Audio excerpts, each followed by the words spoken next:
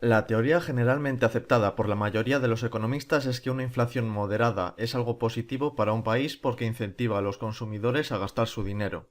En otros vídeos ya hemos dejado caer que esto no tiene por qué ser así, pero es el pensamiento dominante. No obstante, hay otros economistas que creen que debería haber un nivel de inflación mayor. El 2% anual que persiguen el Banco Central Europeo o la Reserva Federal se les queda corto. Muchos de ellos defienden la MMT, la teoría monetaria moderna, que grosso modo dice que un Estado con soberanía monetaria nunca puede quebrar, porque es capaz de imprimir toda la moneda que quiera para pagar sus deudas. Esto es falso, pero ya tendremos ocasión de contestarlo en otros vídeos. En este vamos a ver a quién perjudica o a quién beneficia la inflación.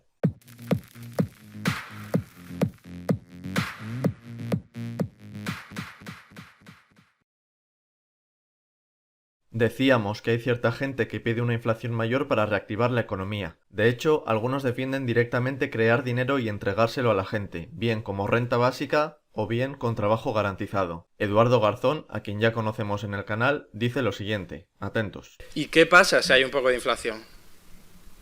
Es decir, nunca hemos tenido un debate democrático, ni político, ni no democrático en torno a, oye, ¿qué nivel de inflación sería deseable para tener a toda la gente que hoy día está desempleada trabajando?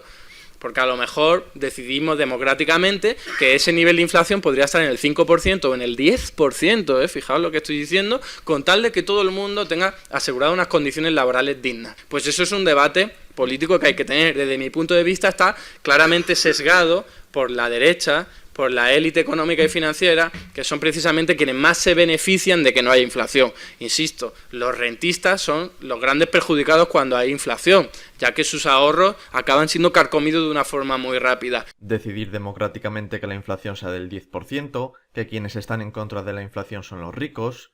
¿Es esto verdad?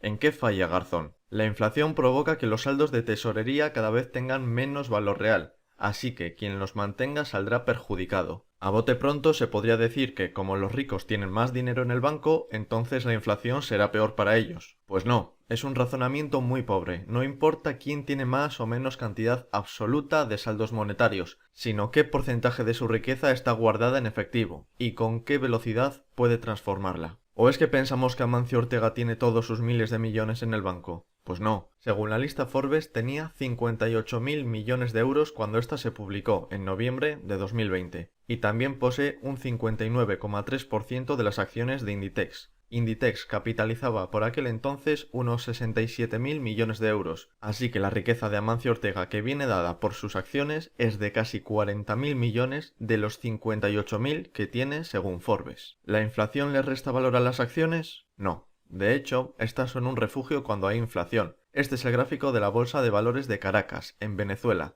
la bolsa que más ha subido en los últimos años de todo el mundo. Como el valor del dinero no deja de caer, las personas se quitan de encima sus bolívares y ahorran en forma, por ejemplo, de acciones. Pero no hay que irse hasta Amancio Ortega ni hasta Venezuela para ver que los ricos tienen un porcentaje menor de su patrimonio en efectivo o en el banco. Es lo que dicen datos oficiales plasmados en la encuesta de finanzas de los consumidores de Estados Unidos o en la encuesta financiera de las familias de España. Es decir, que una inflación sorpresiva haría papilla más a los pobres que a los ricos, por mucho que Garzón y otros como él se empeñen en intentar convencer al personal de lo contrario. Pero es que el asunto no acaba ahí. También hay que ver qué nivel de adaptación a las nuevas circunstancias económicas tienen los pobres y los ricos. Incluso si a ambos grupos les afectase igual la inflación, ¿habría alguno que consiguiese proteger y salvar su patrimonio con menos daños que el otro? Esto está muy relacionado con la educación financiera. Si alguien ni siquiera sabe lo que es la inflación, no sabrá que se está empobreciendo, o que le están empobreciendo, mejor dicho. Y si otro conoce incluso cuáles son las expectativas de inflación y se maneja bien con productos financieros, sabrá perfectamente qué hacer con su dinero para salvarlo de la quema. La cuestión es, ¿quién tendrá más conocimiento y agilidad?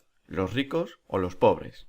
Pues como muestra la encuesta de educación financiera realizada en España, son las rentas altas las que más familiarizadas están con estos temas. Así que tenemos que la inflación afecta más a los pobres tanto al principio como durante el proceso de subida de precios, porque tienen un mayor porcentaje de su riqueza en efectivo y les cuesta más responder ante la nueva situación. Así que en conclusión, la inflación es el peor enemigo de los pobres. Es un impuesto silencioso y sutil, que grava a quien mantiene liquidez, y quienes mantienen relativamente más liquidez son aquellos que no tienen educación sobre productos financieros más complejos. Que no te engañen los amigos de la imprenta.